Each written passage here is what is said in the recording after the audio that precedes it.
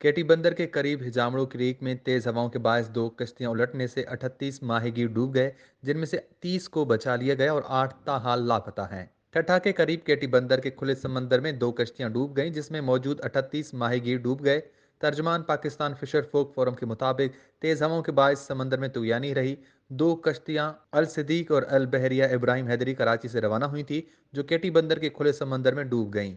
25 माहीगीरों को मेरी time security agency ने रेस्क्यू कर लिया, जबकि 18 माहीगीर लापता हैं। रेस्क्यू जराये का कहना है कि डूबने वाले 4 माहीगीरों ने लकड़ी के टुकड़े पर तैरकर अपनी जान बचा ली है, जबकि 14 माहीगीर ताहाल लापता, जिनकी तलाश के लिए टीमें रवाना कर दी हैं। इमदादी इदारों के मुताबिक पानी से निकलकर जान बचाने वालों में उस्मान मल्ला, हारून चन्ना, खमीसो मल्ला और सदीक मल्ला को केटी बंदर अस्पताल मुंतकिल कर दिया गया और उनकी सेहत काफी बेहतर है। दूसरी जानिब डीसी ठट्ठा गजनफर कादरी ने वजीर अल सिंध मुराद अली शाह को तफसीली रिपोर्ट पेश कर दी, जिसमें बताया गया कि दो कश्तियों के साथ अफसोसनाक वाक़या पेश आया।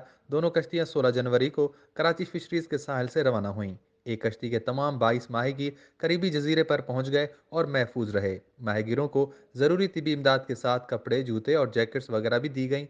कश्ती पर मौजूद माहीगीर शाम 5 बजे केटी बंदर पहुंचेंगे। रिपोर्ट के मुताबिक दूसरी कश्ती अल सदीक में 16 माहीगीर सवार थे, जो मुबैना तौर पर डूब गए। 8 माहीगीरों को मेरीटाइम सिक्योरिटी एजेंसी और कोस्ट गार्ड की मदद से बचा लिया गया।